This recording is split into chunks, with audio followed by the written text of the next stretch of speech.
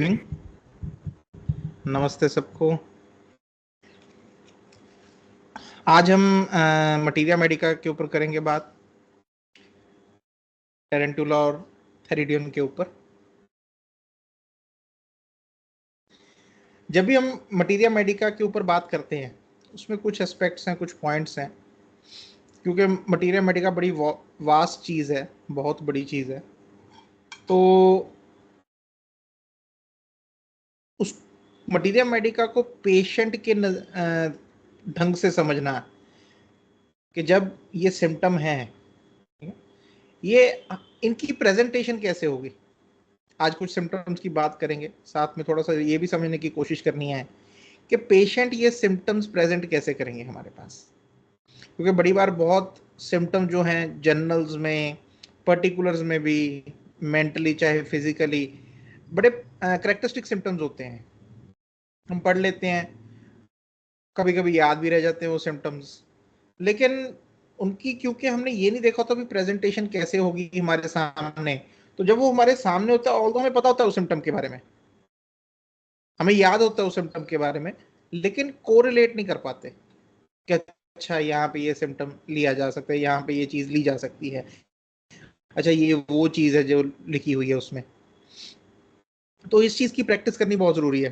ठीक है, जब भी आप मटीरिया मेडिका पढ़ते हो, अपने आप को क्वेश्चन हमेशा ये करना है कि ये मेरे को पेशेंट कैसे दिखाएगा, ये सिम्टम पेशेंट कैसे बताएगा, by some action, by some words, by some this thing. ठीक है, कैसे शब्द यूज कर सकता है।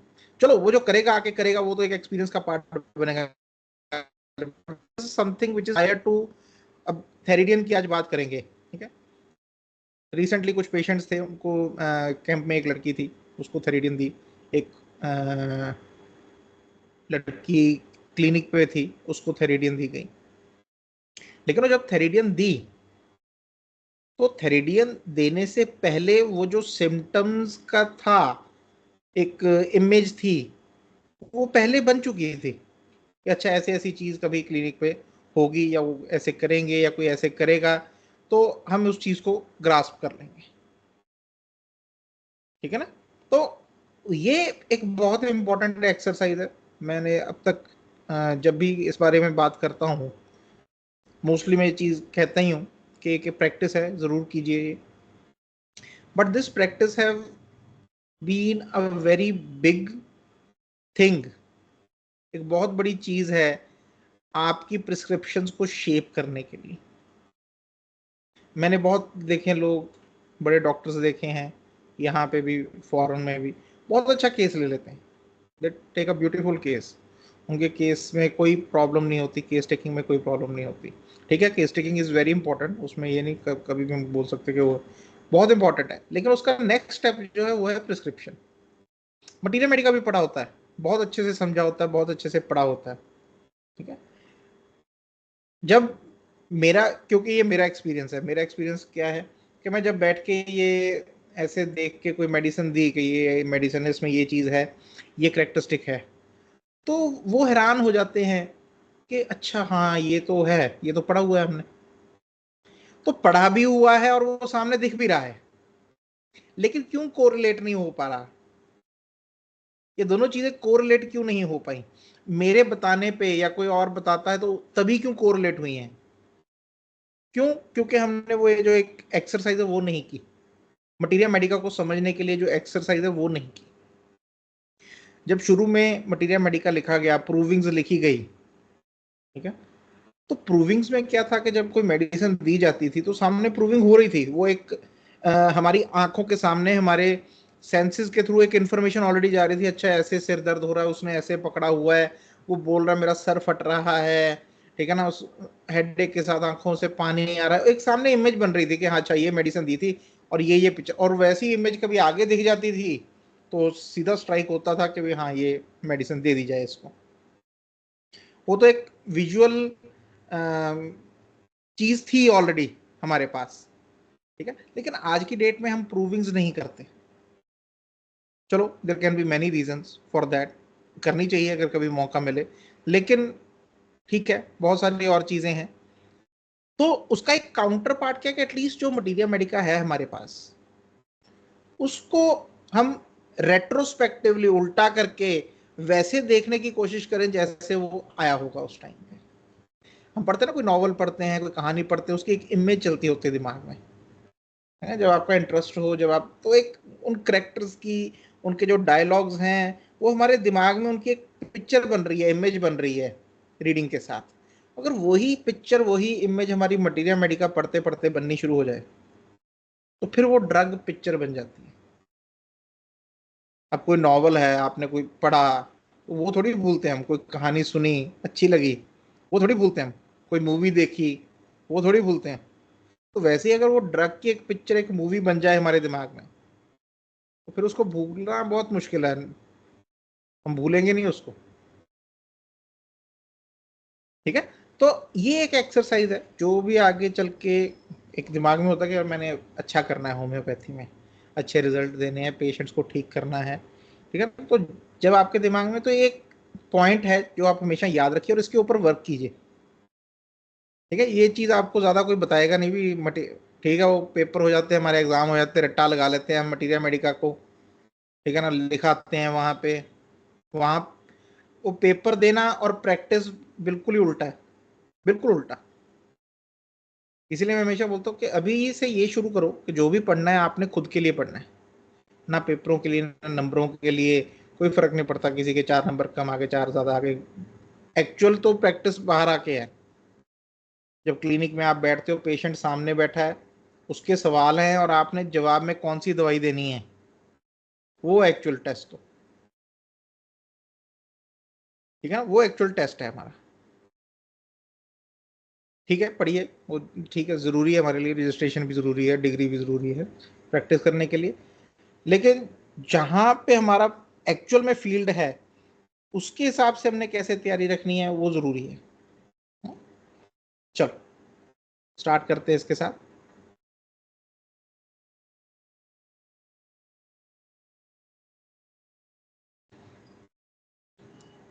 ऋषभ, देखना अगर स्क्रीन शेयर नहीं हो रही तो बताना। स्क्रीन शेयर हो रही है सर। है, हो रही है सर स्क्रीन शेयर। हो रही है, ओके ओके, ठीक है। चलो, स्पाइडर्स। ठीक है, एक पहले शुरू करेंगे ग्रुप डिफरेंशिएशन के साथ कि ग्रुप के करेक्टरिस्टिक्स क्या हैं। जो स्पाइडर ग्रुप है, स्पाइडर रेमेडीज हैं, टेरेंटुला आ जाती है, थेरिडियन आ जाती है, और कुछ आ जाते हैं स्पाइडर्स उसमें। तो उनके बेसिकली एक ग्रुप की क्या पहचान है, हम कैसे कब सोच सकते हैं कि भाई ये स्पाइडर रेमेडीज हो सकती हैं। सो फर्स्ट ऑफ ऑल थोड़ा सा इसको समझते हैं, physiology of spider venom. Snakes के वेनम्स होते हैं, उनका अलग तरह से असर होता है बॉडी के ऊपर। स्पाइडर के जो वेनम है, स्पाइडर के जो डंग होता है, उसका जो जहर है, उसका एक अलग तरह से रिएक्शन होता है। जितने भी स्पाइडर वेनम्स हैं, they are basically neurotoxins. Neurotoxin मतलब कि इनका जो एक्शन है that is on the nervous system. और एक्शन कैसा है? एक्साइटेटरी। ये एक्साइट करता है नर्वस सिस्टम को, डिप्रेस नहीं करता। ठीक है। नाजा भी न्यूरोटॉक्सिन है, नाजा का जो होता है, बट वो डिप्रेस करता है नर्वस सिस्टम को, ड्रेन आउट करता है, सुन कर देता है। ये एक्साइट करता है स्पाइडर वेनम जो है। Normally when an impulse starts, usually हमारी फिजियोलॉजी में आपने भी पढ़ा है कि जब हमारी इम्पल्स आती है, कोई भी नर्वस इम्पल्स आती है और वो एक्सचेंज होती है from one nerve to another nerve, उसमें क्या होता है? An exchange of ions across the nerve cell membrane creates depolarisation towards the end of the nerve cell और टर्मिनस। ठीक है, ये हमारे जो दो नर्व्स हैं, इनके ऊपर ये जो हमारा एसिटाइल कोलाइन है, ये आगे वाली नर्व को एक्साइट करता है। पीछे से एक्साइटेशन आ रही है, पीछे से एक इम्पल्स आ रही है, वही इम्पल्स, वही जो इन्फॉर्मेशन आगे पहुंचाने के लिए हमें एसिटाइल कोलाइन की जरूरत पड़ती है। This depolarisation releases neurotransmitter acetylcholine held in vesicles into the spaces between two cells known as synapse। ठीक है, फर्स्ट ईयर में साइनेप्स के बारे में हमने पढ़ा है। This acetyl कोलाइन depolarizes the next nerve cell and thus relay continues। तो आगे से आगे, आगे से आगे करके ऐसे जो रिले है वो चलता रहता है। So here in the receptor cells, ACH is broken down by acetylcholinesterase and impulse is inhibited। ठीक है ना।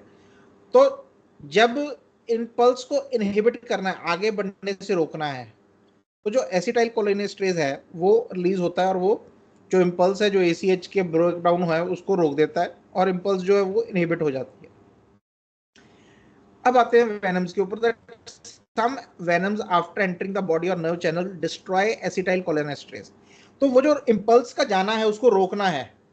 फॉर एग्जाम्पल मेरे को इम्पल्स आई, दिमाग में एक आइडिया आया, थॉट आया, उठा के ग्लास फेंक दो, पकड़ भी लिया ग्लास, लेकिन फिर कोई ना कोई थोड़ी सी नहीं चल छोड़ यार नहीं करना है काम, या वो फिर थोड़ी सी गई तो जहाँ पे इम्पल्स मेरी शुरू होने वाली थी या कुछ ऐसा होने वाला था जो जाने वाली थी आगे तक मेरे मोटर नर्व्स के ऊपर, उसको रोक दिया गया, उसको बीच में ही टर्मिनेट कर दिया गया। तो ये काम है एसिटाइल कोलिनेस्ट्रेज का, ठीक है ना, उसको इम्पल्स को रोक देना रास्ते में कि नहीं रुक जाओ यहाँ पे। लेकिन अगर एसिटाइल कोलिनेस्ट्रेज की ही बेसिकली डिस्ट्रक्शन हो जाए और रहे ही ना, तो क्या होगा? Thus the nerve goes into constant state of stimulation. Nerve की एक कांस्टेंट स्टेट ऑफ स्टिमुलेशन चलती रहती है, जो कि हमें यूजुअली कोरिया में, टेटनी में, इन चीजों में दिखती है, और ऐसे ऐसे हाथ कांपते रहते हैं, ठीक है ना। आप देखते हो बड़े लोगों के हाथ, कोई है जिनको प्रॉब्लम है वो कांप रहे हैं हाथ, तो वहां पे हमें ये सिनेरियो दिखता है पीछे। Some venoms increase the release of ACH।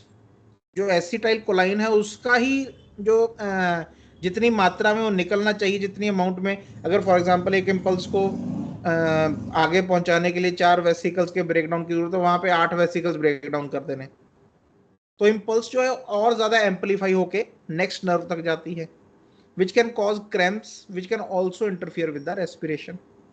अब रेस्पिरेटरी सिस्टम है हमारे यहाँ के जो स्मूथ मसल्स हैं उनका अगर उनके साथ ये हो जाए तो they can go into severe cramps.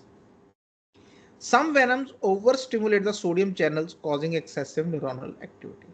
और कुछ जो वेनम्स हैं वो सोडियम चैनल्स को ओवर एक्टिवेट कर देते हैं, और उनसे भी जो हमारी न्यूरोनल एक्टिविटी है वो बढ़ जाती है। सो बेसिकली जो वेनम्स हैं, जब वेनम खास करके स्पाइडर वेनम्स हैं या न्यूरोटॉक्सिन्स हैं, ये हमारे इसको कैसे either they basically destroy acetylcholinesterase, और they basically increase the release of ACH, और they basically increase the sodium channel causing excessive neuro. तो इससे हमें देखने को क्या मिलता है कि एक्साइटेटरी स्टेज आ जाती है नर्वस सिस्टम की, ठीक है ना। हाथ कांप रहे हैं, ट्रेम्बलिंग हो रही है, कोई शिवरिंग हो रही है, ठीक है ना, एक रेस्टलेसनेस आ गई अंदर, बैठा नहीं जा रहा टिक के, बॉडी क्रैम्प्स में जा रही है या कन्वर्जन्स में जा रही है। दीज आर ऑल ओवर एक्साइटेशंस, ठीक है। जहां पे उल्टा होता है वहां पे हमें पैरालिसिस दिखता है कि डाउन है nervous system, is not in एक डिप्रेस्ड स्टेज में है, पैरालिसिस दिखता है। हाथ उठाने को इम्पल्स यहां से तो चलिए लेकिन वो पहुंच ही नहीं रही आगे तक, वो बिल्कुल ही उल्टा होता है इसका। नंबनेस हो रही है, सेंसेस लो हो रही हैं, एक पैरालिसिस वीकनेस आ रही है मसल की, तो वो इसका बिल्कुल उल्टा एक्शन है। लेकिन स्पाइडर वेनम्स में हमें मोस्टली ये देखने को मिलता है। क्यों मैं ये बात बता रहा हूँ? क्योंकि एक आइडिया हो जाता है हमें कि ऐसे करेक्टर्स हमें अगर आगे भी देखने को मिले मटीरिया मेडिका में भी, तो हम कोरिलेट कर सकते हैं भी, हाँ ये बेसिकली स्पाइडर रेमेडीज हैं, उनके वेनम का एक कॉमन एक्शन है ये। So now the characteristics in the sphere of action of the spider remedies. All the spider remedies they basically affect the nervous system. ठीक है, यूजुअली हमें देखने को मिलता है chorea, restlessness, twitchings, jerking and spasms. बड़ी बार जो स्पाइडर रेमेडीज होती हैं, कॉन्स्टिट्यूशंस होती हैं, उनके फेस के ऊपर ट्विचिंग्स होती हैं बहुत, ठीक है, ट्विच कर रहा है फेस, लिप्स ट्विच कर रहे हैं, ये वॉइस ट्विच करती है, कोई ना कोई ऐसी साउंड एकदम से निकल आती है।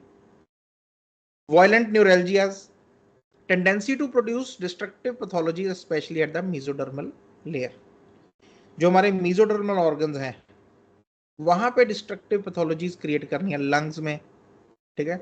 एक यूजुअल कैरेक्टरिस्टिक है जहां पे वेरी रैपिड ट्यूबरक्लोसिस हो जाए, रैपिड डीजनरेशन ऑफ लिवर हो जाए, बहुत रैपिड, तो पहली जो मेडिसिन दिमाग में आती हैं वो स्पाइडर से आते हैं।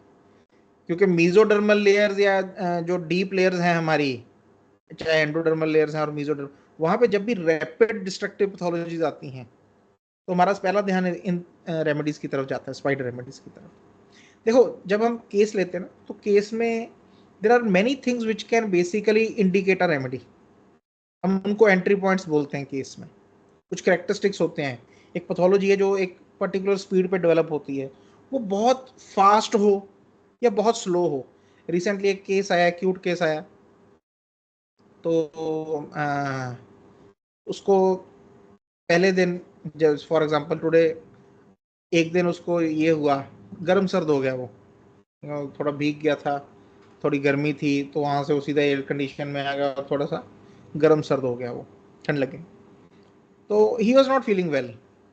तो उसके बाद उसको थोड़ा सा था कि वे नहीं, तो नेक्स्ट मॉर्निंग, ये पहली आफ्टरनून की बात है, next morning he started feeling weakness. उसने ऑफिस में जाना था, कोई मीटिंग्स थी उनकी, तो वो चला गया, लेकिन he said that I am not feeling well, अच्छा नहीं लग रहा, थोड़ी प्यास बढ़ गई। उस रात उसको बुखार आना शुरू हुआ, बुखार आया, नेक्स्ट डे भी फीवर रहा, उसने कोई ली अपनी एंटीपायरेटिक कोई एनाल्जेसिक ली, तो शाम तक एक दो बार उसने ली मेडिसिन। फिर उस रात को उसको खांसी शुरू हुई, and the next day the cough aggravated. तो अब देखो भी वो पूरा प्रोसेस होते होते, एक्यूट प्रोसेस होते होते 4-5 दिन लग गए पूरे सिम्टम्स को बाहर आते आते, 4 to 5 days लग गए। क्या हमें यूजुअली दिखता भी एक्यूट्स ऐसे होते हैं? कि एक्यूट्स इतने धीरे धीरे धीरे करके एक एक दिन पूरा दे रहे हैं एक एक सिम्टम को डेवलप होने के लिए? एक्यूट तो अभी ठंडी लगी 2 मिनट के बाद छींके शुरू हो जाती, जुकाम शुरू हो जाता है, ठीक है ना। लेकिन ये जो स्पीड है, slow speed of in an acute disease, ये हमें मेडिसिन का करेक्टरिस्टिक बता रही है। ये हमारा एंट्री पॉइंट बन जाता है कि यार इतना स्लो, 5 दिन लग गए उसको एक्यूट के सिम्टम निकालते निकालते कॉन्स्टिट्यूशन को, तो हम उसको पकड़ लेते हैं भी ये हमारा एंट्री पॉइंट। सो बड़ी बार हमें केसेस में जो स्पीड ऑफ द डिजीज है वो कभी कभी एंट्री पॉइंट बन जाती है हमारा, कि यार इतनी फास्ट मूविंग पैथोलॉजी है, इतनी फास्ट सिरोसिस हो रहा है या डिस्ट्रक्शन हो रही है लिवर की, इतनी फास्ट ट्यूबरक्लोसिस कैसे हो रहा है, डिस्ट्रक्शन हो रही है। तो जो रैपिडिटी है वो हमें फिर कुछ पॉइंट्स करती है, कुछ रेमेडीज की तरफ पॉइंट करती है वो। तो ये भी हमारे एक एंट्री पॉइंट्स बनता है, क्योंकि यूजुअली ना मैंने देखा कि सबको यही होता है भी एंट्री पॉइंट शायद माइंड के सिम्टम्स ही हैं। माइंड के सिम्टम तो बहुत कम होता है कभी एंट्री पॉइंट बने, ठीक है ना। मैं ये कभी नहीं बोलता कि mental symptoms are not important, they are important, they basically describe the patient, जो उसके करेक्टरिस्टिक है, जो उसके, लेकिन हर बार उसमें करेक्टरिस्टिक मिले या हर बार वहां से एंट्री हो, ये पॉसिबल नहीं है। It is near to impossible, हो ही नहीं सकता। जहां पे भी माइंड डेवलप है, अभी 1 साल का 2 दिन का बच्चा है, 4 दिन, उसका तो माइंड ही नहीं डेवलप अभी, उसे तो पता ही नहीं बिहेवियर के बारे में, उसे पता ही नहीं इसके बारे में किसी चीज के, वहां पे फिर कैसे देंगे हम दवाई? उसका तो मेंटल सिम्टम तो तब डेवलप होगा ना जब माइंड डेवलप हो जाएगा। अब वहां पे तो है ही नहीं है, वो हंसता है रो लेता है, हंस लेता है रो लेता है, इसमें से क्या डिस्पोजिशन निकालेंगे हम? हाँ, किसी का हो गया ओवर इरिटेबल है माइंड, तो मैं बोल सकता हूँ भी माइंड के सिम्टम डेवलप हो गए हैं इसमें जल्दी, ठीक है ना, कि कोई ऐसी ट्रबल है या ऐसा कुछ है, बहुत इरिटेबल है बच्चा, वहां पे हम सोच सकते हैं। लेकिन कोई है ही नहीं ऐसा, माइंड तो ठीक है, नॉर्मल हंस लेता है रो लेता है, कुछ दिन पहले ही आया बच्चा एक वैसे ही है, हंसता है रोता है, हंसता है रोता है, उसमें भी क्या दें उसको माइंड के ऊपर, ठीक है ना। माइंड में कुछ करेक्टरिस्टिक हो तो ही आप दे सकते हो ना। हमने लास्ट टाइम ऑर्गेनल में यही बात की कि basically your remedy is prescribed on the totality of characteristics, आपके करेक्टरिस्टिक्स की जो टोटलिटी है उसको मैच करनी चाहिए आपकी रेमेडी। तो माइंड में अगर कोई करेक्टरिस्टिक चीज है ही नहीं, हम उसमें क्या मैच करेंगे? लेकिन बॉडी में मुझे दिख रही है कि बड़ी फास्ट मूविंग कोई पैथोलॉजी है, ठीक है। तो एक ये चीज जरा दिमाग से धीरे धीरे करके ना इसको थोड़ा सा रेज करना शुरू करो कि एंट्री पॉइंट कहीं से भी आ सकता है, जनरल से भी आ सकता है, पर्टिकुलर्स में से भी आ सकता है, एक basic characteristic of the pathology से भी आ सकता है। कभी टाइम मिला आपके साथ, एक मर्क कोर का केस है, मैं दिखाऊंगा आपको इरप्शन उसके, उनके जो इरप्शंस का कैरेक्टरिस्टिक है, that was basically an entry point into the case. वो बैठे हैं कनाडा में, पेशेंट सोरियासिस का केस है, लेकिन वो जो कैरेक्टरिस्टिक है उसका इरप्शन का, वो मर्क कोर का ही है, और वो बहुत बढ़िया ठीक हो रहे हैं मर्क कोर के साथ, है ना। तो आप अपना दायरा जितना बड़ा करोगे, जितना बड़ा, अब एक finding a similimum is like going to the top of the hill. आपको जितने रास्ते ज्यादा पता है उस वहां तक पहुंचने के, क्योंकि एक रास्ते अगर आपको पता है वो रास्ता बंद हो गया बीच में, फिर क्या करोगे?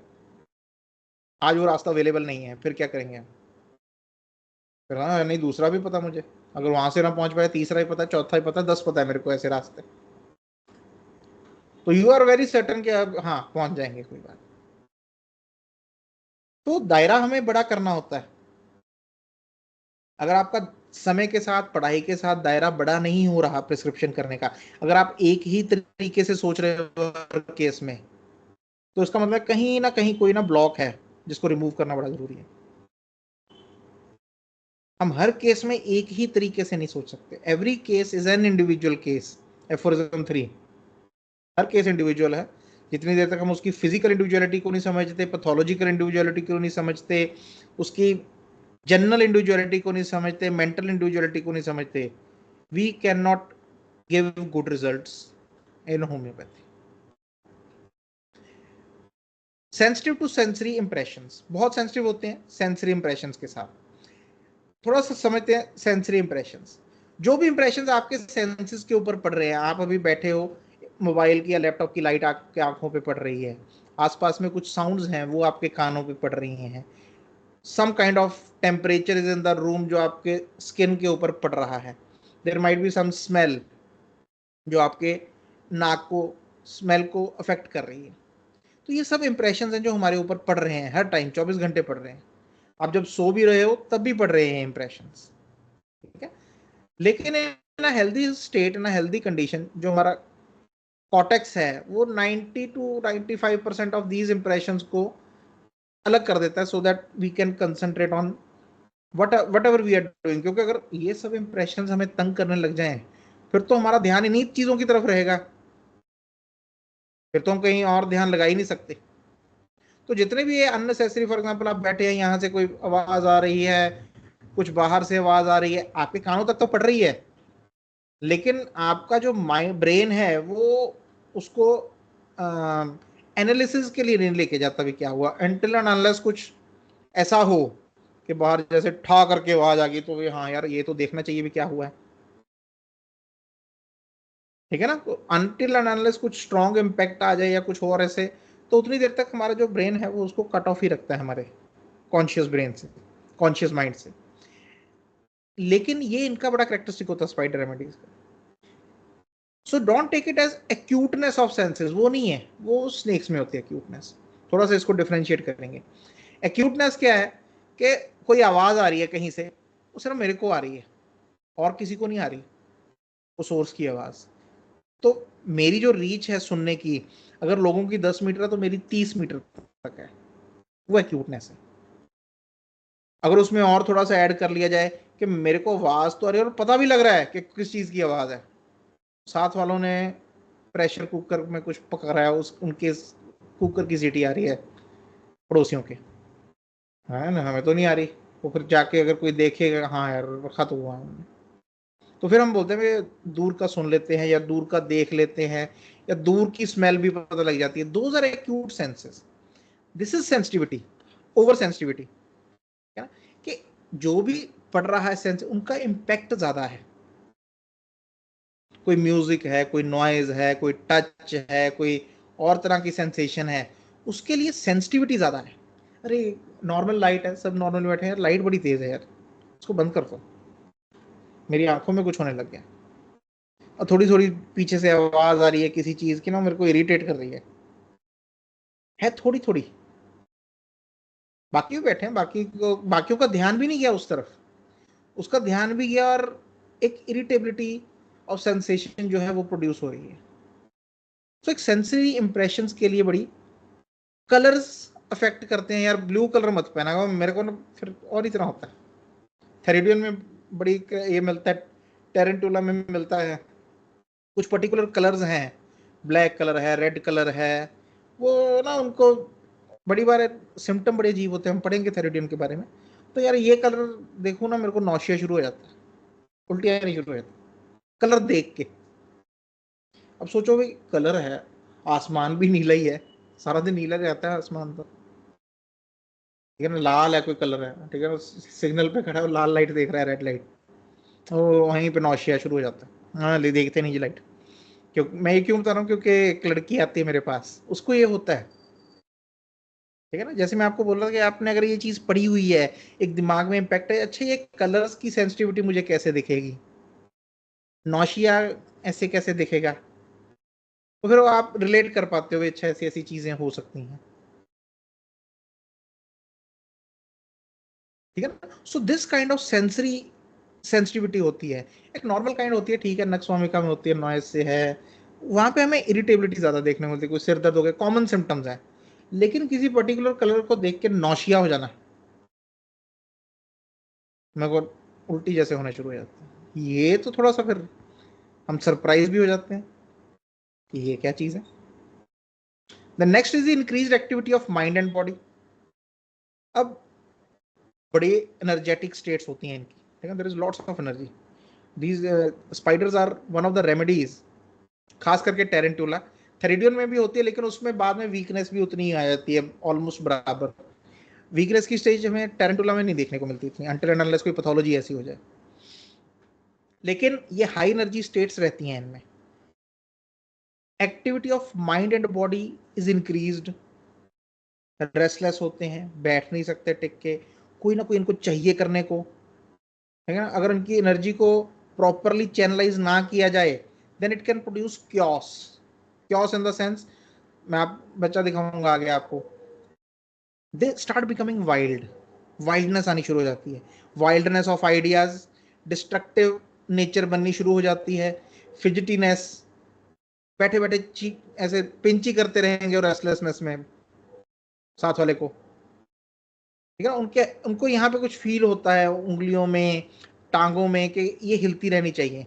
इसको टेरेंटोलिज्म भी कहते हैं, ठीक है। अगर आपने पढ़ना इसके बारे में पढ़ सकते हैं, पुरानी टर्म है साइकोलॉजी की, कि when a person was basically bitten by tarentula, जब उसको बाइट करते थे, तो उसमें जो एक नर्वस फिजिटीनेस आ जाती थी, उसको कुछ ना कुछ चाहिए होता था करने के लिए, वो टिक नहीं सकता था, क्योंकि वो जो जहर फैलता है उसका वेनम का, तो एक, मैंने जैसे आपको शुरू में बताया कि एसिटाइल कोलिनेस्टेरेज वो खत्म कर देता है, उसके बाद इम्पल्स बह रही है उसमें, वो भाग रहा है पागलों की तरह, दौड़ रहा है, एंड ओनली म्यूजिक विल काम that thing.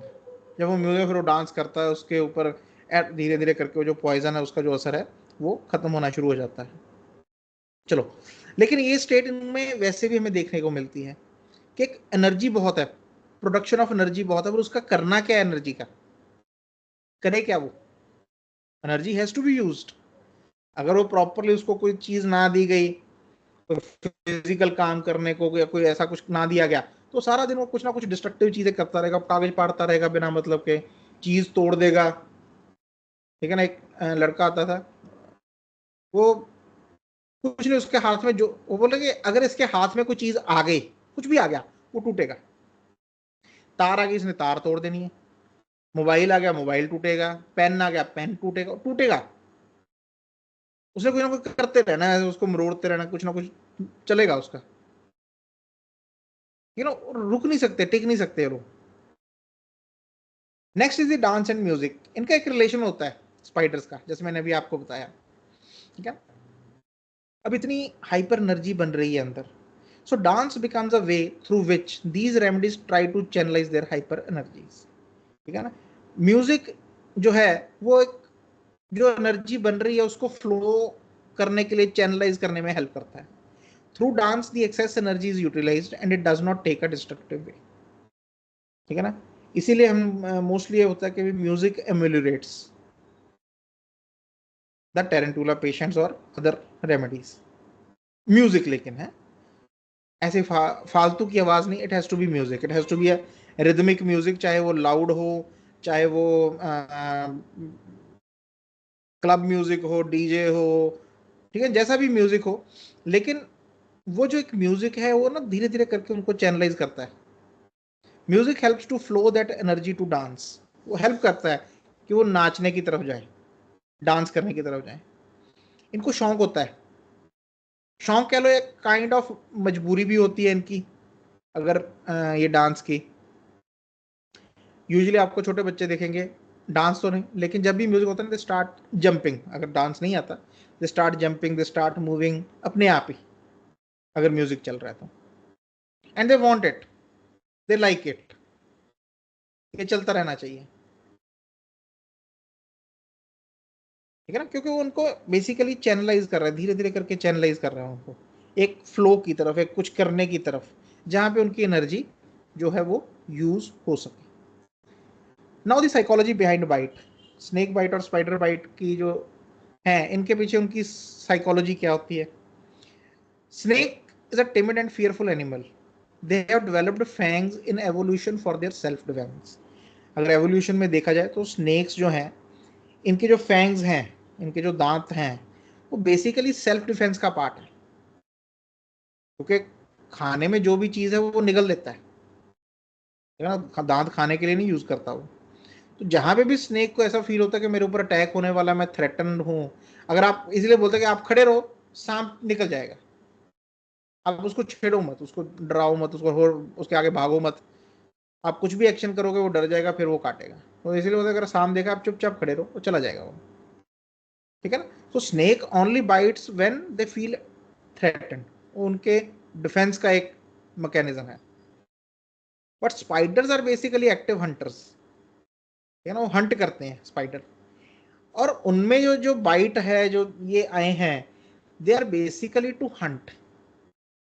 So there lie heavily on their bites to paralyse their prey before consuming. और जाल में फंसी होती है ना, मक्खी मक्खी फंसी हुई है, तो पहले वो क्या करता है, उसको बाइट करता है जाके, वो जो मक्खी है वो पैरालाइज स्टेट में चली जाती है, और फिर वो उसको खाता है, ठीक है। So they also have this as a defensive behaviour, but only against animals larger to them, ठीक है ना। डिफेंस में भी यूज करते हैं, लेकिन जो इनसे बड़े एनिमल्स हैं उनके लिए। लेकिन अगर हम बात करें भी ये डेवलप क्यों हुआ, तो डेवलप इसीलिए हुआ so that they can paralyse their preys, उनको पैरालाइज कर सके। असॉल्ट एंड डिस्ट्रक्टिवनेस, ठीक है, ये अब इसी साइकी का अगर हम पेशेंट में देखें तो उनमें भी ये साइकी होती है। There is always an afraid of being assaulted, ठीक है ना। Attack is the best defence. एक रूब्रिक है, desire to attack others. Malicious revengeful होते हैं, ब्रुटैलिटी बहुत है, क्रुएलिटी बहुत दिखती है इनमें। मैं उसी लड़की की बात करूंगा आगे चल के, ठीक है ना, अब कि चलो कर लेते हैं, ठीक है ना। तो जो लड़की मैंने अभी आपको बताया, अभी वो रेड लाइट देख के नौशिया होता है उसको, या रेड कलर देख के, वो बोल रही कि मैं, मेरे में ना एक अजीब सा सिम्टम है। एक तो इनमें सिम्टम बड़े अजीब होते हैं, आप खुद ही बोलते होते हैं कि बड़ा अजीब सा सिम्टम है मेरे में। मैंने कहा क्या?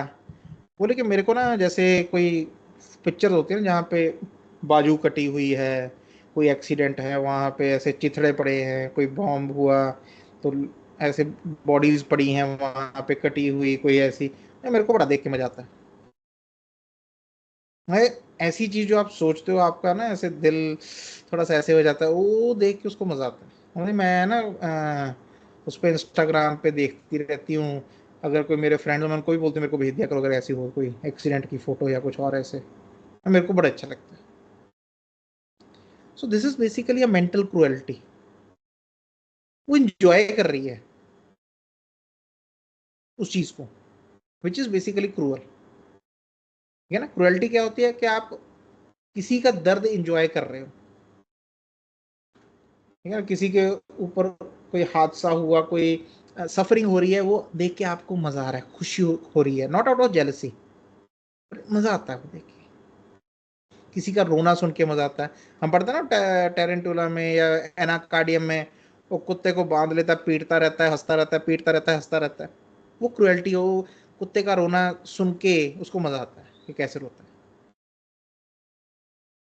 बड़े लोग मिलते हैं आपको, उनको ना वैसे ही, जो डॉग्स होते हैं स्ट्रे डॉग, उनको पत्थर मारने का शौक होता है। वो सब वैसी मेंटेलिटी होती है, क्रूअल मेंटेलिटी होती है।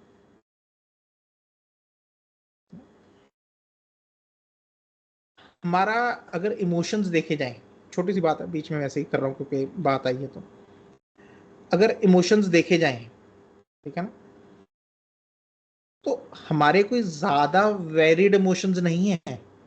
अगर सिंपली देखा जाए तो हमारे दो ही बेसिक इमोशन है, one is the emotion of happiness and one is the emotion of pain. ठीक है ना, ये दो ही हैं। हम व्हेन वी आर बोर्न, या बच्चा हंसता है या रोता है, ठीक है ना, वो उसको पेन फील हो रही है, भूख की पेन है तो रो लेता है, कोई डिस्कम्फर्ट की पेन है तो रो लेता है, देख के कुछ अच्छा लग रहा है हंस लेता है, ठीक है ना, कोई अपने दिखते हैं हंस लेता है, कोई खेलने की कोशिश करता है हंस लेता है। दो ही है हमारे, ठीक है ना, वन इज द पेन, ठीक है, और उनके साथ हमारे बेसिक इमोशंस क्या जुड़े हुए हैं हैप्पीनेस और पेन के साथ। पेन है तो हम रो लेते हैं, ये हमारा बेसिक इमोशन है, ठीक है ना, खुश है तो हंस लेते हैं, ये हमारा बेसिक इमोशन है। अब जो जो आगे इमोशन बने इसके बाद, वो इन्हीं की वेरिड करेक्टरिस्टिक्स, इन्हीं की वैरायटीज हैं, ठीक है। जैसे जैसे रोना बंद हुआ, वैसे वैसे वो जो पेन का एक्सप्रेशन था वो गुस्से में आना शुरू हो गया, एंगर, इरिटेबिलिटी, जैसा भी है। जैसे जैसे मेरा रोना कम हुआ, जैसे जैसे किसी का रोना कम हुआ, तो गुस्सा बढ़ता गया। अब वो जो पेन का एक्सप्रेशन है, मुझे कोई हर्ट करता है, मुझे पेन फील होती है किसी, तो बड़े लोग ना चोट लगी ना मुंह से सी नहीं करते, लेकिन करके चेहरे पे गुस्सा होता है, फिर दोबारा मारेंगे ऐसे करके, क्या क्यों लग गई चोट, ठीक है ना।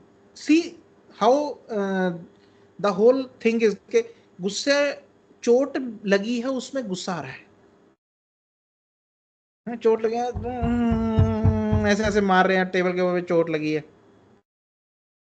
चोट में सी भी नहीं करनी, वो भी दबा लिया। ये जो छोटी छोटी सप्रेशंस हैं हमारी, ये जो रूप ले लेती हैं आगे चल के, हमें पता भी नहीं लगता ये रूप बदल रहा है उसका। अगर सारी दुनिया रो सकती होती छोटी छोटी बातों के ऊपर, तो इतने वेरिड इमोशंस की जरूरत ही नहीं पड़नी थी हमें, ये गुस्सा आना ही नहीं था, ये इरिटेबिलिटी होनी ही नहीं थी, ठीक है ना, ये मिलाई सी रिवेंज आना ही नहीं था अंदर, रो के निकल गया, बात खत्म होगी वहीं पे। कोई दोस्त हो जिसके साथ कोई पुराना गिला है, उसके साथ बैठ के गिला किया, रो लिए, बात वहीं पे खत्म हो जाती है। कुछ दिनों के बाद बात याद भी नहीं रहती, दिमाग में भी नहीं आती, जो 10 साल से आ रही थी, रोज आ रही थी, रोज आ रही थी, रोज आ रही थी, वो एक ही दिन में खत्म, एक दिन में खत्म है। तो ये जितने भी हमारे इमोशंस हैं, एंगर का, इरिटेबिलिटी का, रिवेंज का, मलाइस का, जेलसी का, हंसना भी हमने सप्रेस कर लिया,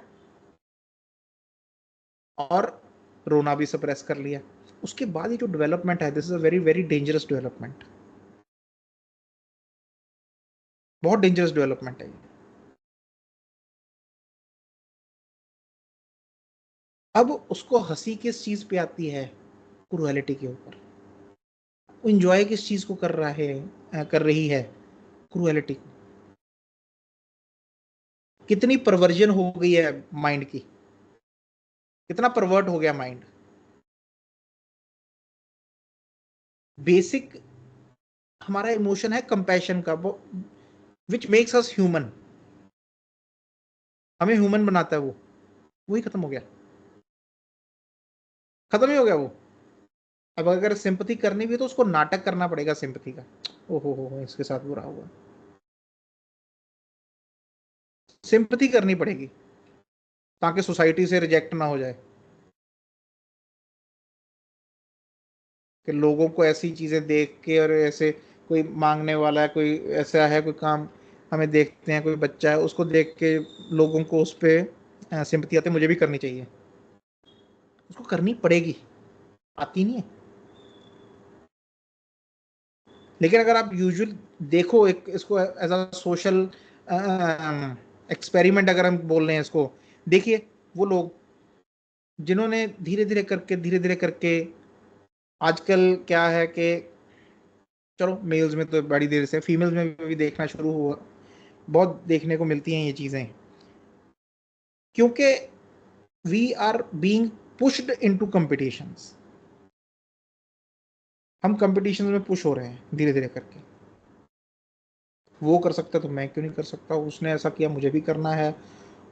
हम सिर्फ इन चीज़ों में इतना खो जाते हैं कि जो हमारा एक बेसिक ह्यूमेन कंपोनेंट है हमारा, ठीक है ना, ह्यूमन बीइंग है हम, उसके एक बेसिक कंपोनेंट्स हैं, हम उनसे ही दूर चले जाते हैं, दूर चले जाते हैं हम उनसे। छोटा बच्चा है, वो बैठा हुआ है, लेटा हुआ है, खेल रहा है अपने आप में, इमेजिनेशन है। आप भी छोटे थे, याद करो कितनी ब्रिलियंट इमेजिनेशंस होती थी। कभी बच्चों के साथ बैठ जाओ, ठीक है ना, छोटे होते थे, लेटे होते थे, कभी तो बादल देखते थे, बादल की इमेजेस बनाते थे, ये ऐसा दिखता है, वो ऐसा दिखता है। वो इमेजिनेशंस थी हमारी। वो इमेजिनेशंस खत्म हो चुकी हैं आज, है ही नहीं। आप बैठो 10 मिनट बैठता हूँ कि कोई आइडिया आता है मेरे दिमाग में किसी चीज़ को, तो कुछ भी नहीं आता, आएगा ही नहीं। इसीलिए फ्री नहीं बैठा जाता। फ्री बैठना क्योंकि वो आते नहीं कुछ अंदर से जो परस्यू कर सके हम, जो हमें थोड़ा सा मोटिवेट कर सके। जो भी आता है अंदर से बुरा ही आता है। सो या तो हम मोबाइल में लग जाते हैं, या कुछ करने लग जाते हैं, अपने आप को बिजी कर लेते हैं हर चीज़ में, ठीक है ना। तो एक हमें as a physician, as a homoeopath, हमें एक सोशली देखना पड़ेगा भी क्यों, क्या चीज़ें हैं जो इनको तंग कर रही हैं, हम इनको कैसे गाइड कर सकते हैं पेशेंट्स। पढ़ते ना एफोरिज्म 6 में कि physician is also preserver of health. आपने दवाई दे दी, पेशेंट ठीक हो गया, अब वो हेल्थ को प्रिजर्व करे कैसे, कैसे जाए वो वापस। उसको कुछ ना कुछ हमें बताना पड़ेगा, अभी वापस जाओ उस इनोसेंस में, वापस जाओ जहाँ पे आप हंस लेते थे, रो लेते थे, कोई परवाह नहीं थी। और उसको संभाल के रखो। वो चीजें करो जिनका कोई मतलब नहीं है, लेकिन आपको खुश करती हैं, आपको खुश करती हैं। हो सकता है उसका सोशली कोई मतलब नहीं है, हो सकता है उसका इकोनॉमिकली कोई मतलब नहीं है, लेकिन आपको खुश करती हैं वो चीजें,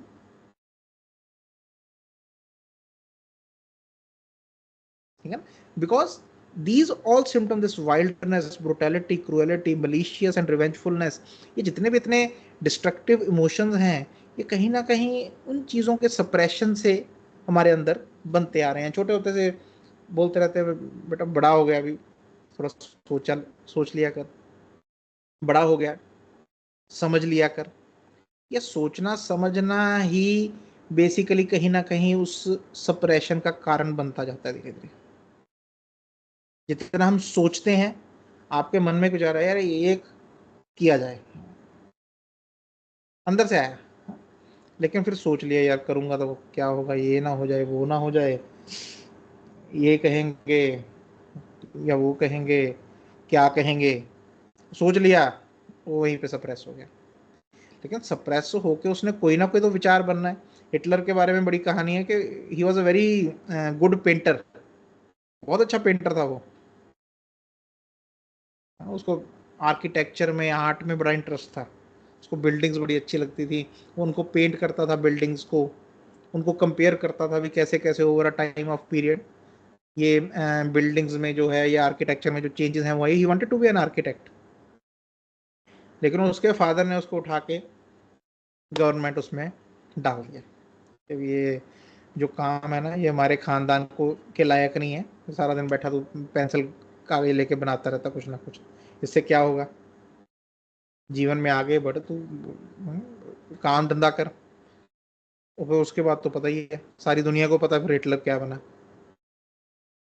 हमारे एक्सप्रेशंस हैं, उनका एक जरिया है, अगर वो बंद कर दिया जाए, वो ऐसी ऐसी चीज़ें जो हैं वो बननी शुरू हो जाती हैं। So as a homoeopath we have to guide our patients कि निकलो, थोड़ा सा बाहर निकलो, ठीक है ना। हमेशा अपने पेशेंट्स को बोलो ये चीज़ें हैं, ठीक है ना, मेल्स को भी फीमेल्स को भी, लेकिन खास करके मेल्स को, बिकॉज पुराना इफेक्ट उनके ऊपर ज़्यादा है। फीमेल्स तो फिर रोक के अपना बात करके निकाल लेती हैं, मेल्स नहीं कर पाते। अगर आज किसी मेल को बुलाए रोना आता है, ना आता ही नहीं, आता ही नहीं। आज तो घर में डेथ हो जाए तो भी नहीं आता रोना, इतना दब गया अंदर, ठीक है ना। सो उनको बोलो कि भाई कुछ क्यों करो, जो आपको अच्छा लगता है वो करो प्लीज, काम धंधा सब चलता रहेगा, लेकिन कुछ चीजें शुरू से जो करनी अच्छी लगती हैं उनको जरूर करो। तो ये बच्चा, अभी वाइल्डनेस की बात कर रहे थे, ठीक है ना। अब ये बच्चा जो है ये एक्चुअली किसी धार्मिक समागम में गया हुआ है, वहां पे बैठे हैं सब लोग, नीचे बैठे हैं और आसपास सब अननोन है इसके, ठीक है, डाउन सिंड्रोम का बच्चा है ये, सब लोग अननोन है इसके आसपास। ये जो है लेडी ये भी अननोन ही है, ठीक है।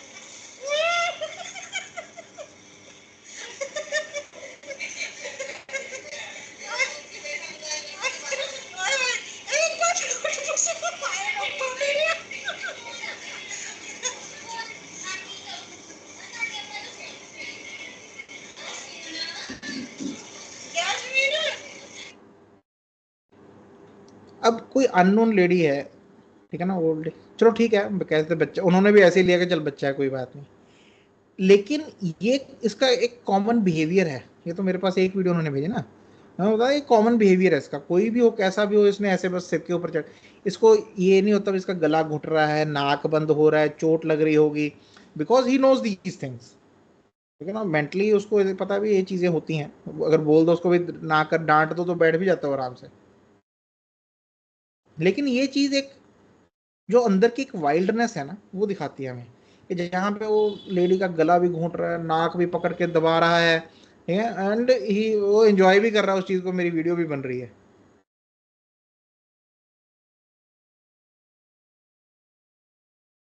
बाइट करने का, पिंच करने का बड़ा है इसको शौक, हंसता है फिर करके। So this basically shows that wildness, एक वाइल्ड होते हैं बच्चे ऐसे ही, बस बैठे बैठे किसी के सर पे बैठ चढ़ जाना, कुछ कभी ठीक है, एक एक्स्ट्रॉर्डिनरीली ये दिखता है हमें इनके बिहेवियर में।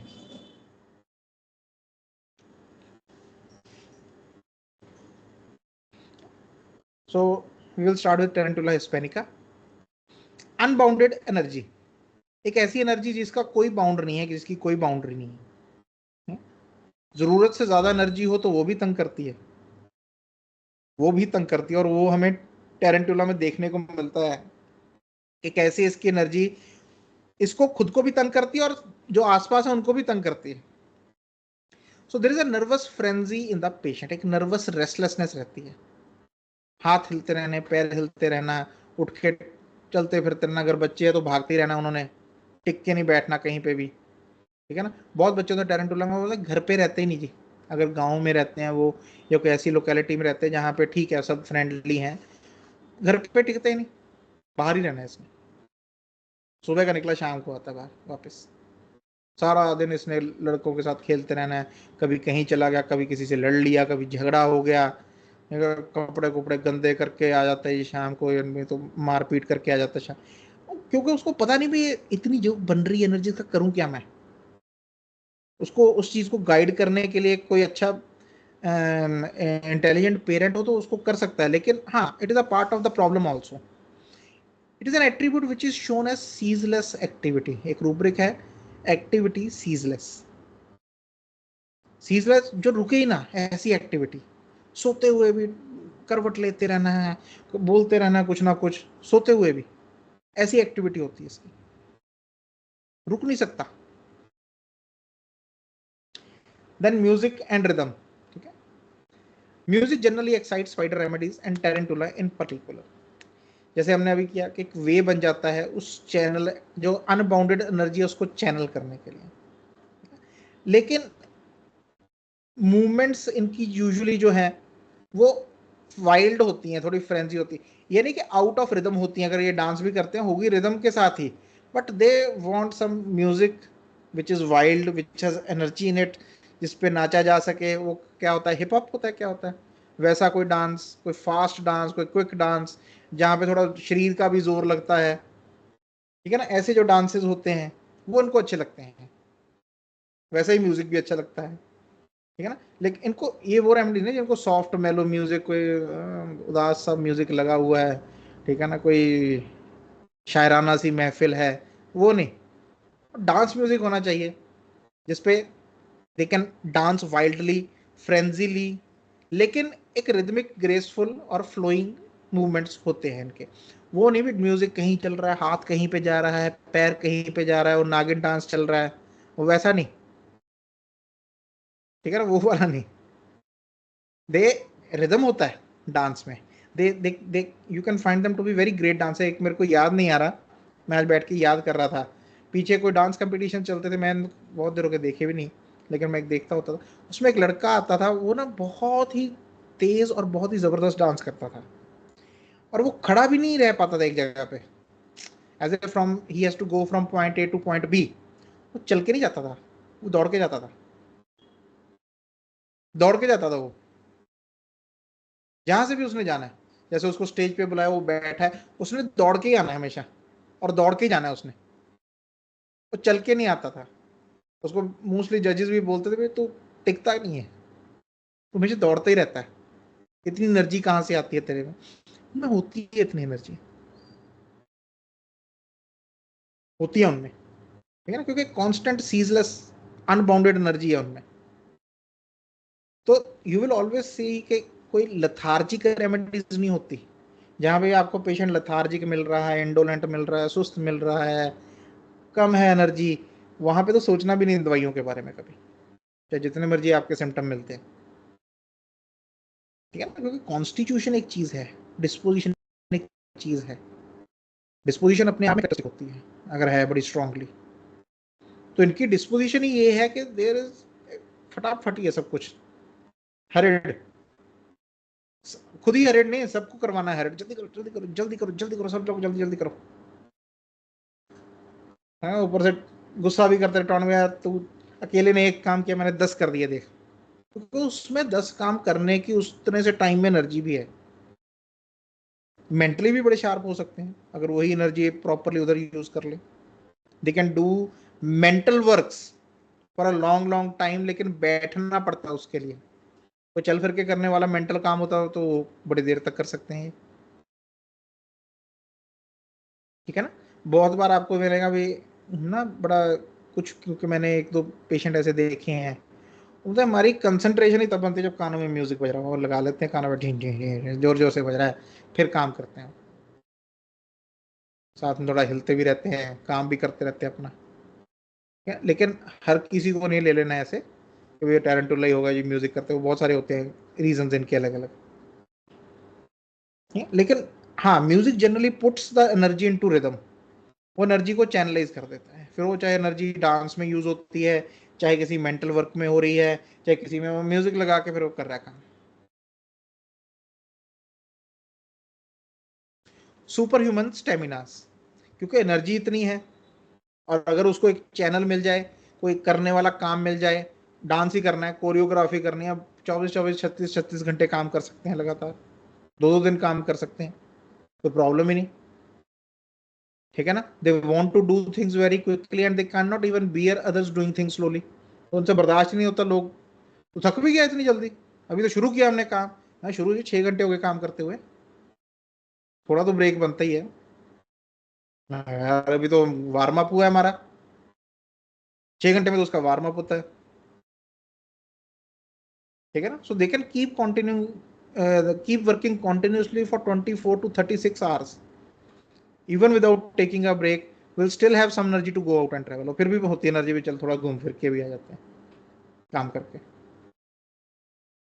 ठीक है ना। Their industriousness does not come out of ambition, industrious होते हैं, हार्ड वर्किंग दिखते हैं, लेकिन वो नक्सवामिका की तरह नहीं है कि वो किसी एम्बिशन से आ रही, लाइकोपोडियम की तरह नहीं है किसी एम्बिशन से आ रहे हैं, ठीक है ना। वो सिर्फ ना ये यार निकले, एनर्जी निकले मेरी कहीं, मुझे कोई काम मिल गया जो मेरी एनर्जी बड़ी अच्छे से यूटिलाइज करवा देता है, मजा आता है करके, हल्का फील होता है, मेंटली अच्छा लगता है, मैं कर देता हूँ काम,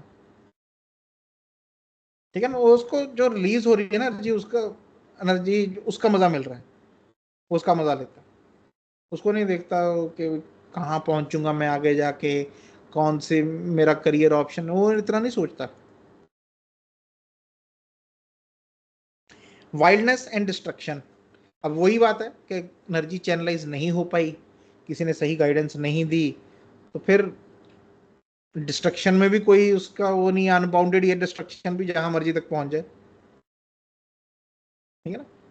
दे become cunning, there is desire to attack others, self harming हो सकते हैं, थ्रेटनिंग आ जाती है, वाइल्डनेस दिखने को मिलती है, वाइल्ड मिस्चीवियसनेस दिखने को मिलती है। अब मिस्चीवियसनेस भी बड़ी तरह की होती है, ठीक है ना।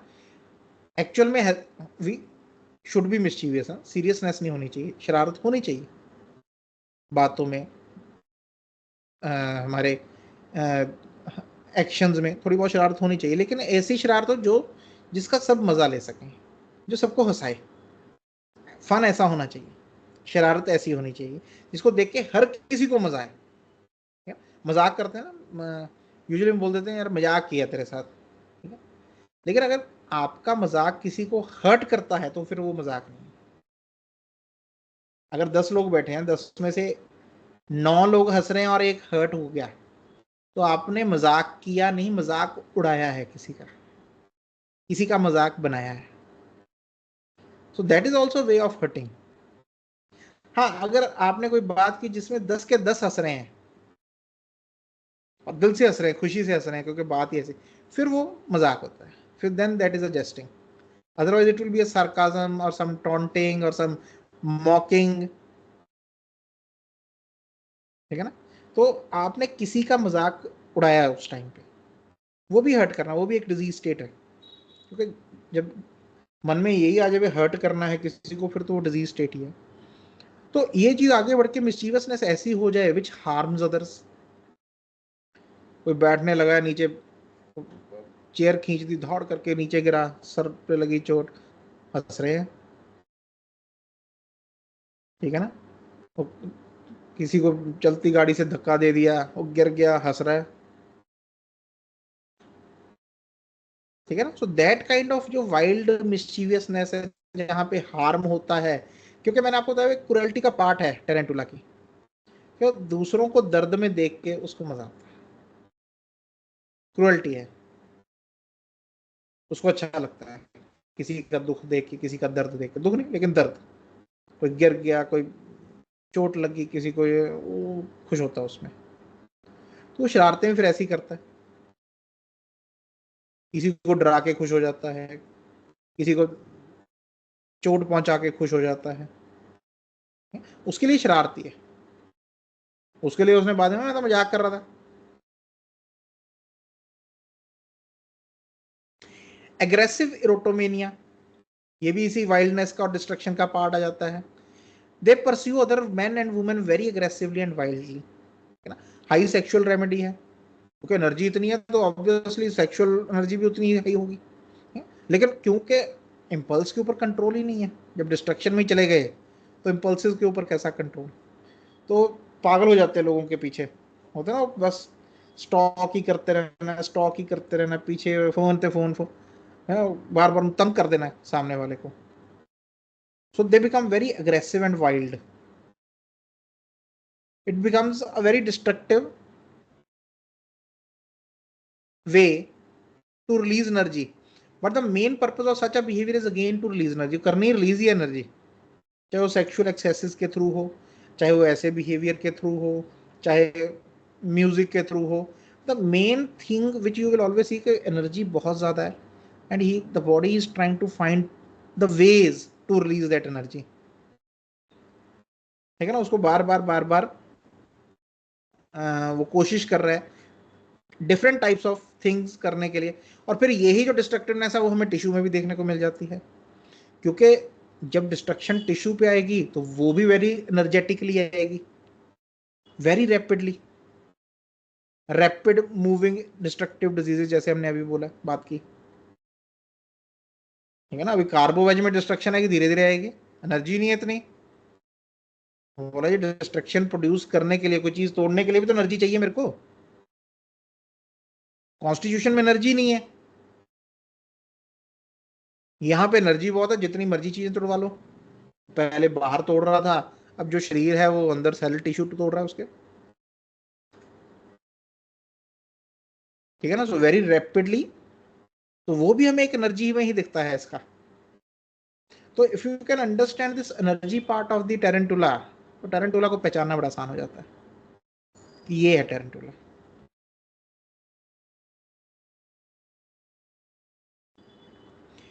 एक फिजिकल कॉन्स्टिट्यूशन में फॉक्सी आईज देखने को मिलता है, बहुत सारे ऑथर्स ने भी इसको एज अ रेफरेंस दिया हुआ है, और ये देखने को भी मिलता है, ठीक है ना। ऐसी आंखें, ये छोटी छोटी आंखें, थोड़ा ऐसा टिल्ट में, ठीक है ना, ऐसे स्लांट में, ऑब्लिकनेस में, छोटी छोटी आंखें लेके, जिनके जो किनारे हैं बहुत पतले हैं, छोटे हैं, आगे भी और पीछे भी, एंड थोड़ी सी छोटी छोटी हैं ऐसे।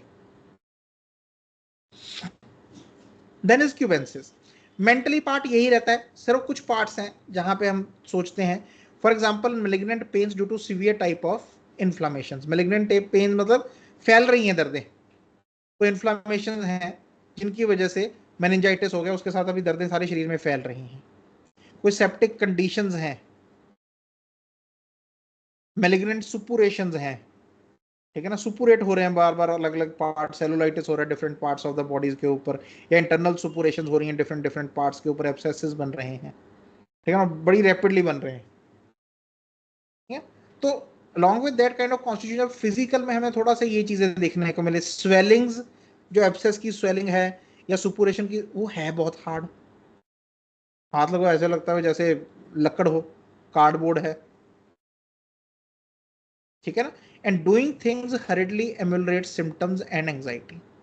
जब जल्दी जल्दी जल्दी जल्दी करता है वो, तो उसके जो एंग्जाइटी है और सिम्टम है, दर्दें हैं, कुछ भी हैं सिम्टम्स, वो आराम आना शुरू हो जाता है उसको। अगेन एनर्जी, और वो जल्दी जल्दी में निकल जाती है एनर्जी, तो बुखार नहीं लेता फिर ज़्यादा, सेप्टिक कंडीशन फिर ज़्यादा एनर्जी नहीं लेती, इसलिए उसको मिल्ट्रेशन आ जाती है, ठीक है ना। तो एनर्जी ही है जो ट्रांसफॉर्म हो रही है एक जगह से दूसरी जगह, दूसरी जगह से तीसरी जगह। अगर वो बैठ गया उसको थोड़ा, तो दर्दें बढ़नी शुरू हो जाएंगी, the pains will become malignant, the inflammation will become malignant, ठीक है। Next is थेरिडियन। थेरिडियन में कुछ ही पॉइंट्स है, बाकी तो चलो हमने जो भी किया कॉमन करेक्टर्स वो हैं, लेकिन थेरिडियन में एक बहुत ही पर्टिकुलर चीज़ है जो किसी और रेमेडी में नहीं मिलती अगर ये है, और थेरिडियन के बिना एक क्योर हो नहीं सकते patient. That is hysterical sensitivities. जो सेंसिटिविटी है, जो सेंसोरियम है, वो ही हिस्टीरिया में चला गया, ठीक है ना। जितनी हमारी सेंसेस हैं वो एक हिस्टेरिकल परवर्स्ड अनकनेक्टेड, हिस्टीरिया में एक अनकनेक्टेडनेस है, जो बाहर से कोई स्टिमुलस आ रहा है और बॉडी का रिएक्शन, इनमें कोई है नहीं, मैच नहीं है, मेल नहीं है। For example nausea from noise, noise हो रही है, शोर मचा रहा है, उसे जी कच्चा होना शुरू हो गया, उल्टी आनी शुरू हो गई, and this is noise not music. Music से नहीं, वो क्लब में चला गया कहीं डीजे में, वहां पे नहीं है नौशिया, मेरे को शोर लग रहा है वो, उसके लिए नहीं है। नॉइज कोई क्राउड है, कहीं लोग बहुत बोल रहे हैं, ठीक है ना, ऐसे शोर मचा रहे हैं कोई, या कोई ऐसी कोई वॉइस है, नॉइज है जो टी डी डी डी करके हो रहा है, वहां से नौशिया होना शुरू हो गया। ट्रैफिक में खड़ा है, हॉर्न बज रहे, वो नौशिया शुरू हो गया उसको। अब नॉइज का नौशिया के साथ क्या लेना देना। In headache sensation as a vertex is not her own. सर दर्द शुरू हो जाए, मोशन के साथ मोस्टली एग्रवेशन हो जाती है, स्टूपिंग के साथ हेडेक शुरू हो जाता है इसका, लेकिन जैसे जैसे हेडेक बढ़ता है उसको लगता है ये जो वर्टेक्स का पार्ट है ना है ही नहीं। या अब ये देखो, आपका हाथ आपका है, आपका फेस आपका है, आपकी टांगें आपकी हैं, ये हमें कैसे पता चलता है, हाउ डू फील, ये हमारी एक जो सेंसेशन है, एक परसेप्शन है कि ये मेरा हाथ है। कभी कभी आप देखो भी, आपका जब बाजू सो जाती है ना, बहुत ज़्यादा नमनेस आ गई, कोई प्रेशर ज़्यादा पड़ा था, सो रहे थे इसके ऊपर, उठो तो बाजू की फीलिंग नहीं होती, हमें पता था सो रही है, लेकिन फील नहीं होती भी बाजू है वहाँ पे, आर्म है वहाँ पे, ये नहीं फील होती। ज़्यादा देर बैठ गए, ठीक है ना, जहाँ पे लेग के ऊपर प्रेशर आया, पैर सो गया, तो पैर की फीलिंग नहीं होती। ये जो आपका लगता है ना आपको भी हाथ मेरा है, this is all because of the senses. हम वहाँ की सेंसेस को परसीव करते हैं, इसलिए वो मेरा लगता है। मेरी टांग की जो सेंसेशन है, अगर मैं उंगली ऐसे ऐसे हिला रहा हूँ, उनकी जो सेंसेशन आ रही है वो मेरे को बता रहा है कि हाँ ये मैं हिला रहा हूँ और ये मेरा है। तो जब वो सेंस ही ऐसी हो जाए वहां पे, ऐसा लगता है यार ये सर मेरा ही है, मैं फील ही नहीं कर पा रहा सर, ऐसा लग रहा है किसी और का है। As a vertex is not her own, as though she could left lift it off, lift आएगा उसको, ये भी लगता है कि मैं ये आराम से उठा के रख सकती हूँ किसी और जगह, मेरा है ही नहीं। Least noise penetrates the body, कोई छोटी सी भी आवाज होती है, किसी ने बाहर कुंडी लगाई ची करके, वो ऐसा लगता है जैसे पूरी बॉडी में पेनिट्रेट हो गई, स्पेशली दांत में। पेनिट्रेट मतलब ऐसा लगता है घुस गई कोई चीज, अंदर घुस गई शार्प चीज कोई, उसको ऐसे दर्द होती है। सो है ना हिस्टेरिकल सेंसिटिविटी भी। दांत का किसी नॉइज के साथ क्या लेना देना, बॉडी में पेनिट्रेशन का किसी नॉइज के साथ क्या लेना देना। Again causing nausea and vertigo. Least noise, छोटी सी भी नॉइज हो, ठीक है ना, एसी चल रहा है उसकी अगर कोई आ रहा है टिक टिक टिक टिक, ओ भी बंद कर दो इसको, दांत में कुछ हो रहा है, ठीक है। ये जो मैंने अभी बोला, दिस इज द प्रेजेंटेशन, ऐसे प्रेजेंट करेंगे वो, ठीक है ना, ये हमने सोचना है। मैंने आज तक ऐसे पेशेंट देखा नहीं है, लेकिन मैं फिर भी आपको बता रहा हूँ कैसे करेंगे, क्योंकि एक मेंटल इमेज बन जाती है कि हाँ टीथ मतलब क्या करेगा वो, यही कहेगा मेरे दांत में कुछ हो रहा है, बंद कर दो इसको, बंद कर दो, क्योंकि सेंसिटिविटी बहुत ज्यादा है। Burning in teeth after shrill sounds, दांतों में बर्निंग, अब बर्निंग की जो सेंसेशन है दांतों में, हाथों पैरों में ठीक है मिलती है, स्टमक एरिया में मिल जाती है हमें बर्निंग की सेंसेशन कॉमनली मिलती, दांतों में बर्निंग की सेंसेशन कितनी कॉमनली मिलती है, जलन होती है जी दांतों में, जलने लग जाते हैं दांत, ऐसे ही एक्सप्रेस करेंगे पेशेंट आके, कोई श्रिल साउंड होती है, ठीक है ना। और क्योंकि सब अजीब होता है तो पेशेंट ना कई भी बार थोड़ी हिचका भी जाते हैं बताने से, लेकिन क्योंकि टैरेंटुला सॉरी स्पाइडर रेमेडीज ओपन हो जाते हैं इजीली, तो बताएंगे डॉक्टर साहब कुछ चीज़ें ना अजीब सी होती हैं, अजीब होती हैं मेरे साथ। Enlarge prostate with feeling of lump in perineum, prostate कहाँ पे, पेरिनियम कहाँ पे, उसको पेरिनियम में लंप की सेंसेशन होती है मेल्स में, ठीक है ना, जहाँ पेरिनियम वहाँ पे ऐसा अक्सर ऐसा लगता है कुछ है अंदर, चेक भी करवाते रहते हैं बार बार जाके, निकलता कुछ नहीं है वहाँ पे,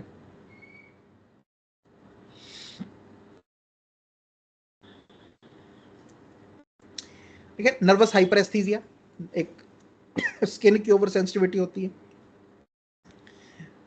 स्पाइनल अनीमियाज, ठीक है, कोई भी इन्फ्लेमेटरी डिजीज है स्पाइनल कॉर्ड की, या कोई इंजरी हो गई उसके बाद अनीमिया आ जाना बॉडी में, उनको हम स्पाइनल अनीमियाज बोलते हैं। और भी थोड़ी सी रेमेडीज हैं, 10-12 रेमेडीज हैं, but tarantula and theridion are one of the remedies, बड़ी करेक्टरिस्टिक रेमेडीज हैं अगर ऐसा कुछ होता है along with the other symptoms. Affinity for tubercular diathesis, caries and necrosis ये कॉमन है इनके, क्योंकि डिस्ट्रक्टिव पैथोलॉजीज हैं। सो अगर आपको ये तीन चीज़ें मिलती हैं, क्योंकि जैसे मैंने आपको कहा कि जहाँ पे थेरिडियन प्रिस्क्राइब होगी वहाँ पे कोई और दवाई ना पेशेंट को टस से मस भी नहीं करती अगर थेरिडियन कॉन्स्टिट्यूशन है, क्योंकि कुछ दवाइयाँ होती हैं ऐसी, ठीक है ना, कुछ है पॉलीक्रैक, बहुत सारे दवाइयों ऐसे सिम्टम कई दवाइयों में आते हैं, उनमें से कोई दे दी जाए थोड़ा सा आराम दे देगी, पार्शली इंडिकेटेड। इन रेमेडीज की पार्शली इंडिकेटेड भी नहीं होती, क्योंकि इनमें जो सिम्टम है वो बड़े स्ट्रॉन्ग और करेक्टरिस्टिक होते हैं। तो अगर आपको ये तीन चीजें मिलती है कि जनरल नॉइज से एग्रावेशन, हेडेक है नॉइज से एग्रावेट होता है, चक्कर है नॉइज से एग्रावेट होता है, दर्द है नॉइज से एग्रावेट होता है, ठीक है ना, तो you can start thinking about theridion. और नॉइज जैसे मैंने आपको बोला कि छोटी सी भी कोई नॉइज, म्यूजिक नहीं, music is not a noise specially for the spider remedies, ठीक है ना, बच्चे शोर मचा रहे हैं, कोई घर में आया गेस्ट हंस रहे हैं बातें कर, नॉइज लगती है उसको। ऐसी हिस्टेरिकल सेंसिटिविटीज, सेंसरी सिम्टम्स आ रहे हैं जिनका एक दूसरे से के साथ कोई रिश्ता नहीं है। And nausea with all complaints, कभी कभी वॉमिटिंग्स भी आनी शुरू हो जाती हैं, चक्कर आ रहा है नौशिया साथ में, पेट दर्द तो चलो सॉरी पेट दर्द, ठीक है ना, हेडेक है नौशिया, स्पाइनल इरिटेशन है नौशिया, कहीं पेन्स हो रही हैं बॉडी में नौशिया साथ में है। So with almost all the complaints nausea is a very common, patient oftenly complaints about nausea, you can think in like this. लेकिन बाकी भी और भी है रेमेडीज इसमें, चाइना आ जाती है, पीकाक भी आ जाती है, लेकिन इसमें भी वो करेक्टरिस्टिक है थेरिडियन में, ठीक है, along with the other symptoms. तो एक कॉमनली हमें देखने को मिलता है ठीक है ना, कि ये जो सेंसरी कोई कलर देखा उससे नौशिया शुरू हो गया। ठीक है ना, एक पर्टिकुलर कलर हैं जी, मैं देख ही नहीं सकता, पहनने तो बहुत दूर की बात है, मैं देख ही नहीं सकता हूँ। सो ये छोटी छोटी चीजें उसको ऐसे हिस्टेरिकल सिम्टम्स प्रोड्यूस करती हैं थेरेडियन में, और यही इसका करेक्टरिस्टिक है थेरेडियन में। चलो,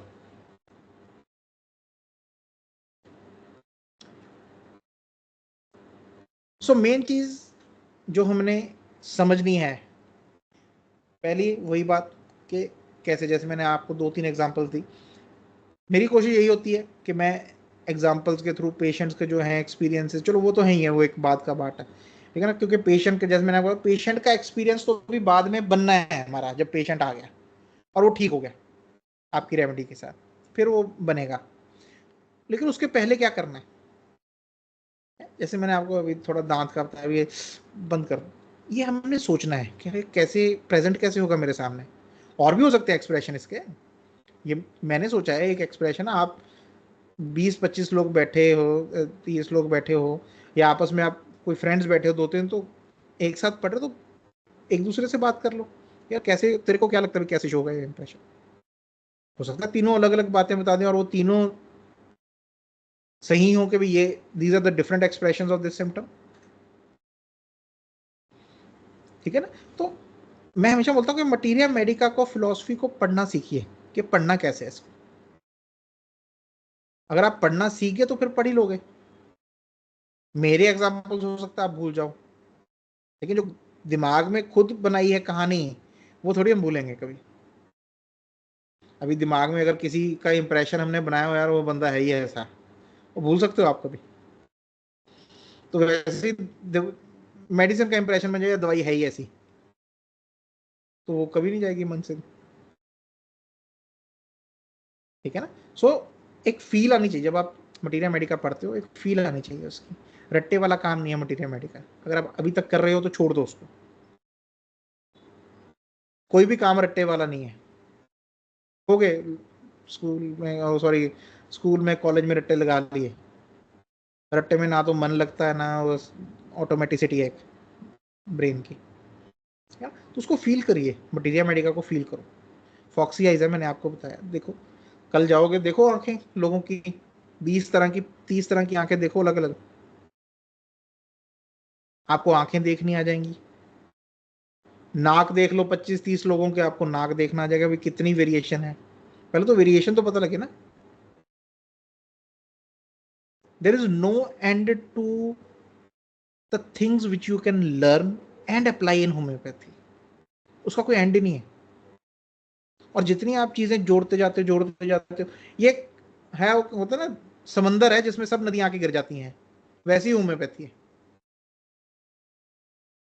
ये सब चीजें जो है, आपके एक्सपीरियंस है, सोशियोलॉजी के, फिलोसफी के, मेडिसिन के, सब आके यहाँ पे गिर जाते हैं।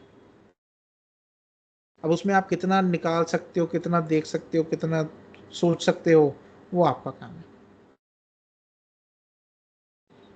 ठीक है ना, तो एक मन में हमेशा रखना भी, चीजें सीखनी है, ये ऐसे मजा आएगा, मजेदारी है क्या। अभी हमने पढ़ी टेरेंटुला थेरेडियन, क्या है उसमें, कोई है मुश्किल, इसको पहचान नहीं सकते आपको टेरेंटुला, एटलीस्ट ये तो पहचान लेंगे भाई ये टेरेंटुला नहीं है, ये तो हो ही जाएगा ना अभी कि ये तो नहीं है, ये एटलीस्ट ये थेरेडियन नहीं है। अगर ये भी आ गया तो भी थोड़ी बहुत पहचान आ गई हमें दवाई की। ठीक है ना, अगर हम बोल रहे हैं जो आप इनको जानते हो, ये अमन है, उन्होंने नहीं ये अमन तो नहीं है, तो एटलीस्ट अमन की पहचान तो है ना कि कौन है अमन। हमने 10 लोगों को, नहीं नहीं इन 10 में से तो कोई भी नहीं है, तो वो भी पहचान का ही पार्ट है।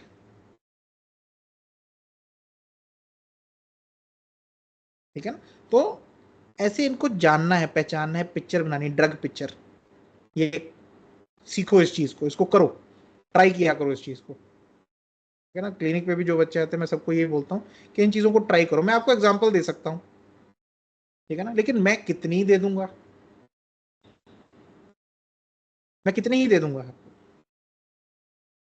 आगे आगे तो आपको ही बनाना है, आगे आगे उस रास्ते पे आपको ही चलना है। ठीक है, चलिए इसके साथ आज की करते हैं क्लास यहीं पे खत्म। नेक्स्ट फ्राइडे ऑर्गेनन का होगा, नेक्स्ट 5 एफोरिज्म्स करेंगे। और जो आप पढ़ते हो, जो समझते हो, जो सीखते हो, शेयर किया करो। एक नॉलेज ही ऐसी चीज है जो बांटने से बढ़ती है और ना बांटने से कम होती रहती है, क्योंकि जब आप बांटते हो you yourself are revising it, आप उसको रिवाइज कर रहे हो, आपके अंदर से वो चीज आती है बार।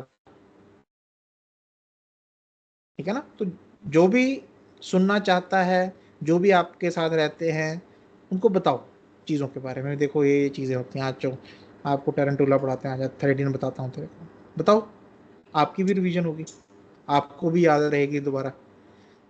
कोई चीज़ें होंगी बताने में, क्वेश्चन आ जाता दिमाग में, अच्छा यार ये कैसे होगा, क्वेश्चन आएगा तो फिर आंसर भी ढूंढेंगे, उसमें भी दिमाग लगेगा, या पूछेंगे।